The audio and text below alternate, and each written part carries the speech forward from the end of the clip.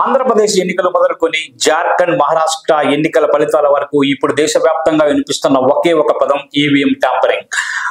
ఇది ఇప్పుడు సోషల్ మీడియాలో ట్రెండ్ అవుతుంది.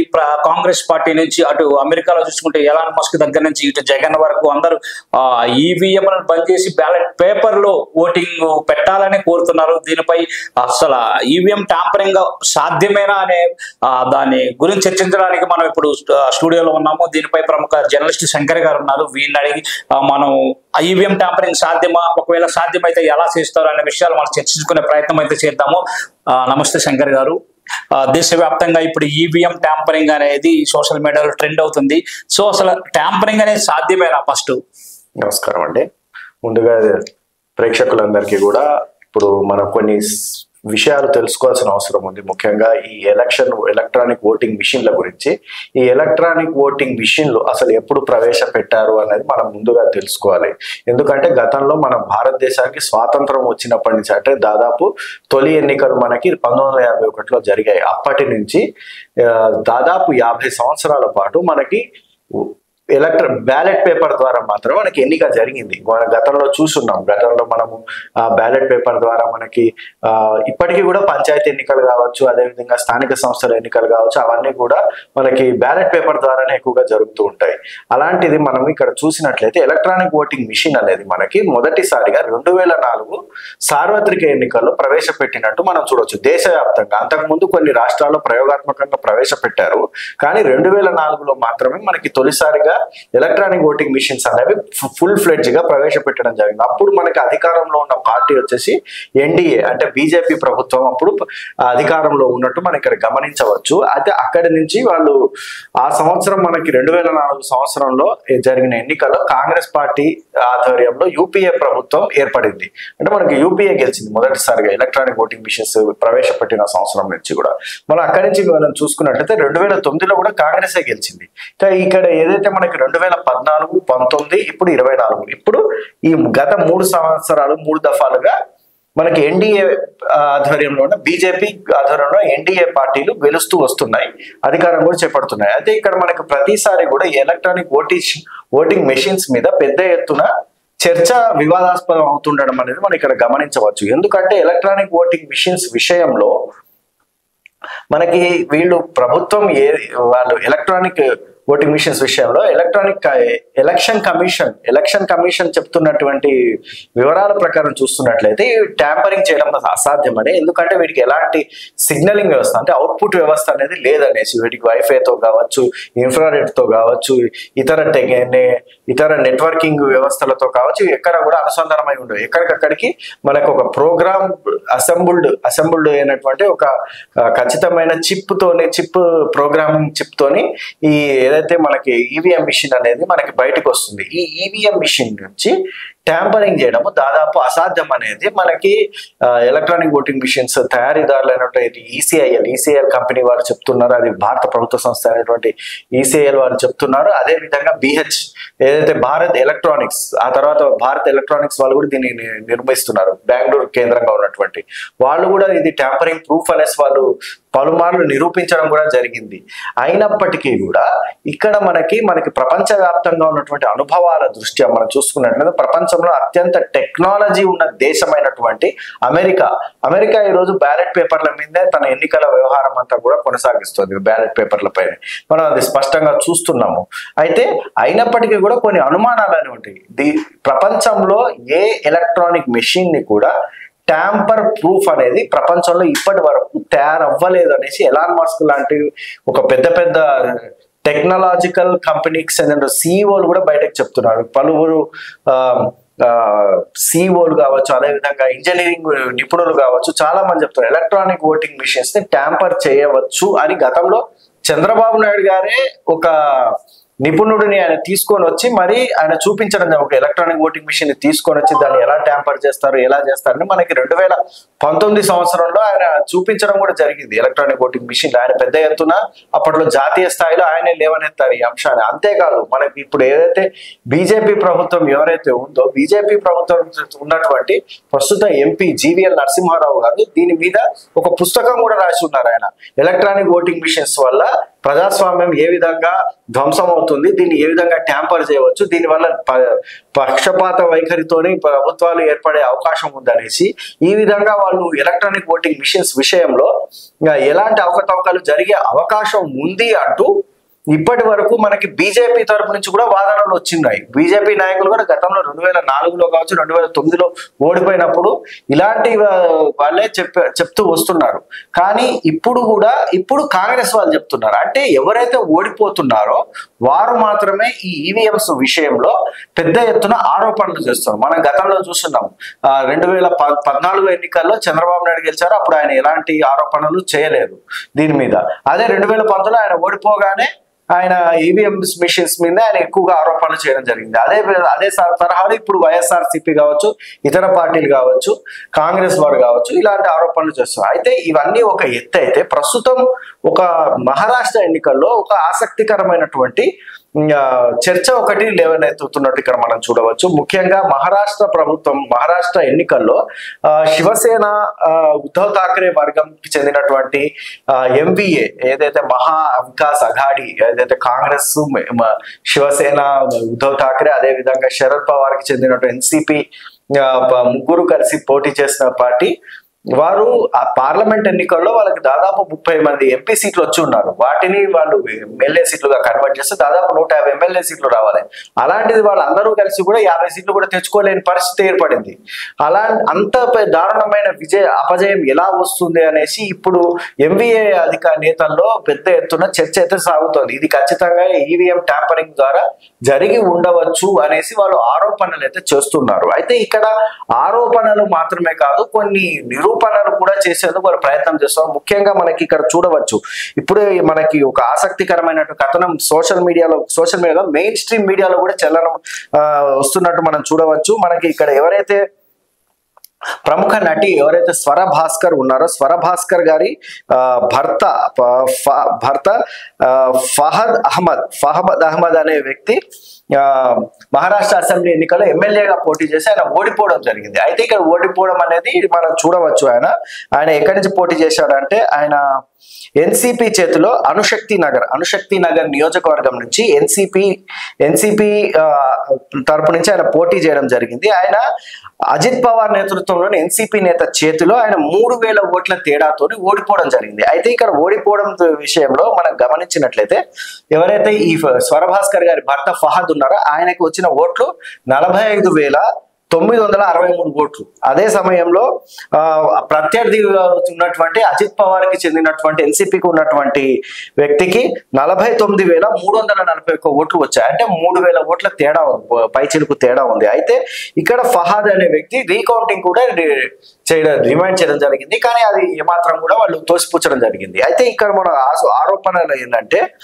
ప్రధాన ఆరోపణ మనం ఇక్కడ చూసినట్లయితే స్వరభాస్కర్ చెప్తున్న తన భర్త ఓటమికి ప్రధానంగా ఈవీఎం లో ఉన్నటువంటి లోపాలే కారణం అంటూ ఆమె సోషల్ మీడియా ట్విట్టర్ ఎక్స్ వేదికగా ఆమె ఆరోపణలు చేస్తున్నట్టు మనం ఇక్కడ చూడవచ్చు. మనకి ఎందుకంటే అణుశక్తి నియోజకవర్గంలో ఫహద్ తొలి నుంచి ఆధిపత్యంలో కొనసాగుతూ వస్తుంది కౌంటింగ్ పరంగా చూసినట్లయితే. కానీ ఆయన అనూహ్యంగా 17, 18, 19 ఓట్ల రౌండ్లలో, అంటే చివరిలో ఈ 3 రౌండ్లలోనే ఆయన వెనకంజ వేస్తూ 3,000 ఓట్ల తేడాతో బయట ఓడిపోవడం జరిగింది. అయితే ఆమె చేస్తున్న ఆరోపణ ఏంటంటే, ఈ 3 రౌండ్లలో కూడా తెరిచినటువంటి ఈవీఎం మిషన్లు 99% ఛార్జింగ్ అయి ఉన్నాయనేసి ఆమె ప్రధానంగా ఆరోపిస్తున్నారు.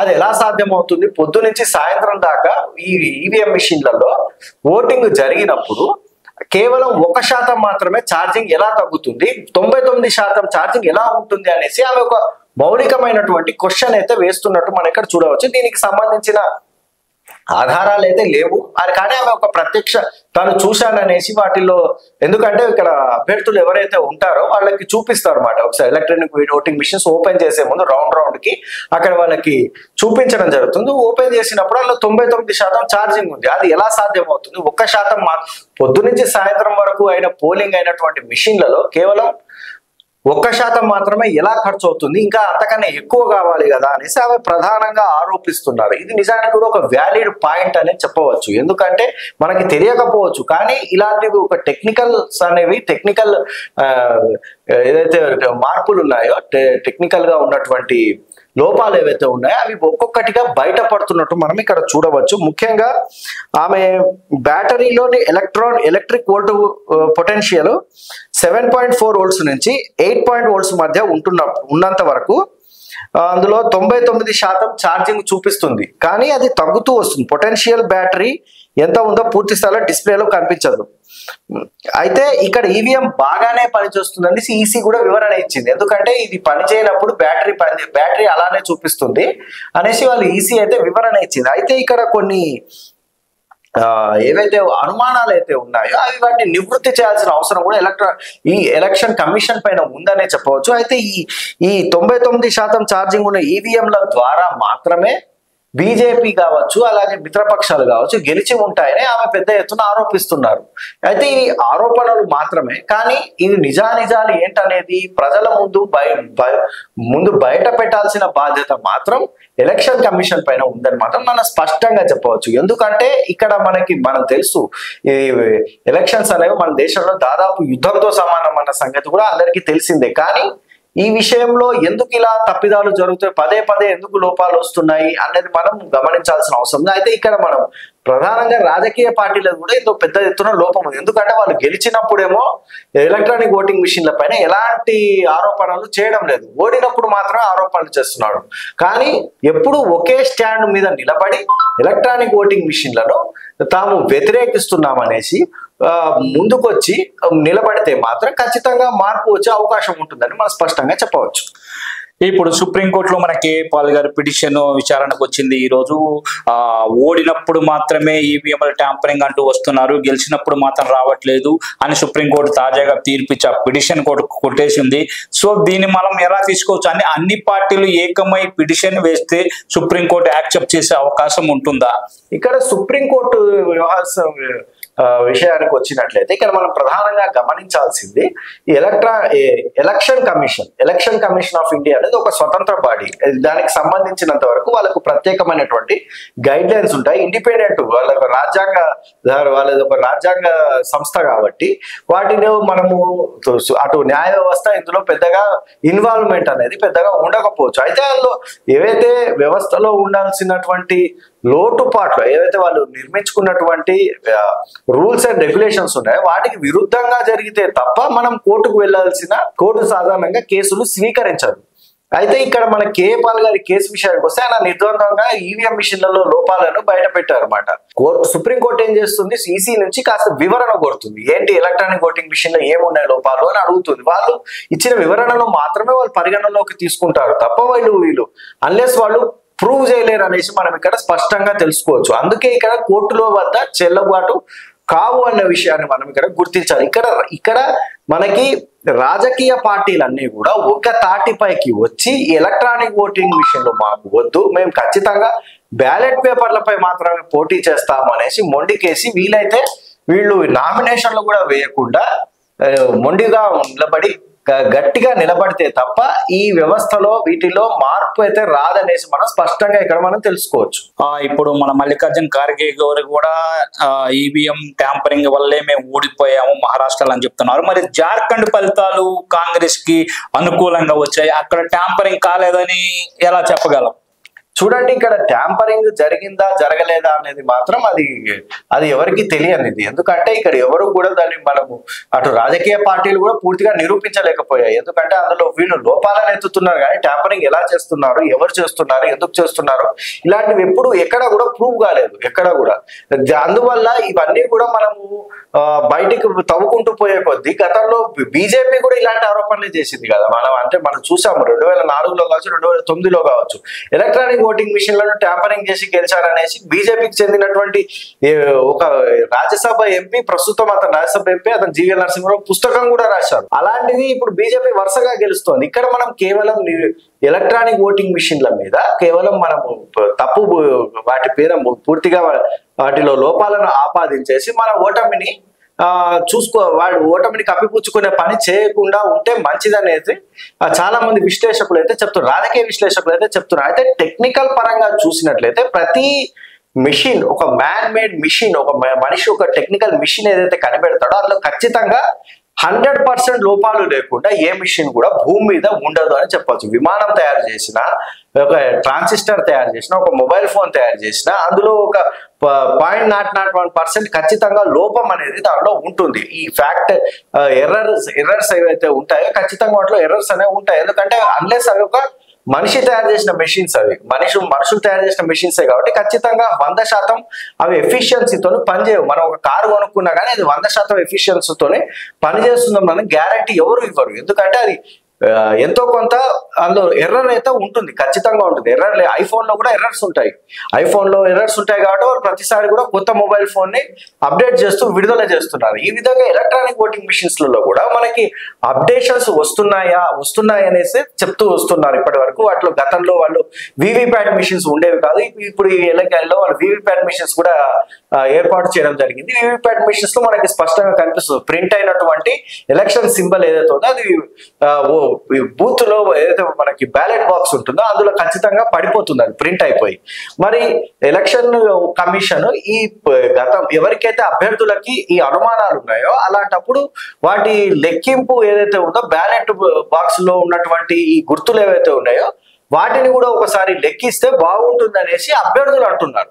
గతంలో చాలా వరకు మనం చూసాము ఈ ఏవైతే ఉన్నాయో వీటికి అటాచ్ చేసినటువంటి బ్యాలెట్ బాక్సెస్ ఏవైతే ఉన్నాయో వాటి లెక్కింపు జరగడం లేదు, వీటిని కేవలం ర్యాండమ్ గా మాత్రమే లెక్కిస్తున్నారు అనేసి, వీటిని పూర్తి స్థాయిలో లెక్కిస్తేనే మాకు న్యాయం జరుగుతుంది అనేసి ఓడిపోయిన అభ్యర్థులు చాలా మంది ఉంటారు. అయితే ఇక నేను చెప్పేది ఏంటంటే రాజకీయంగా మీకు ఎలక్ట్రానిక్ ఓటింగ్ మిషన్ల పట్ల మీకు ఖచ్చితమైన ఒక స్థిరమైన నిర్ణయమైన దృఢాభిప్రాయం వీటిని తొలగించాలని మీకు ఉన్నట్లయితే ఖచ్చితంగా మీరు గెలిచినప్పుడు కూడా అదే డిమాండ్ చేయాల్సి ఉంటుంది. గెలిచినప్పుడు కూడా మాకు నమ్మకం లేదు ఈ గెలుపు మీద, మాకు ఖచ్చితంగా ఏవైతే బ్యాలెట్ బాక్సుల్లో వీవీప్యాట్ మిషన్ల ద్వారా ముద్రించి పడ్డాయో స్లిప్పులు వాటిని కూడా ఖచ్చితంగా లెక్కించి నా తర్వాతే మీరు ఎన్నికల ఫలితాన్ని ప్రకటించండి అని గెలిచిన అభ్యర్థి కూడా డిమాండ్ చేసినట్లయితే మనకి ఖచ్చితంగా ఎలక్షన్ కమిషన్ ఆలోచించే అవకాశం ఉంటుంది. అంతేగాని ఓడిన వారు మాత్రమే మాకు వీవీప్యాట్ మిషన్లు లెక్కించండి అంటూ ముందుకు వస్తే మాత్రం అది చెల్లని వాదనగానే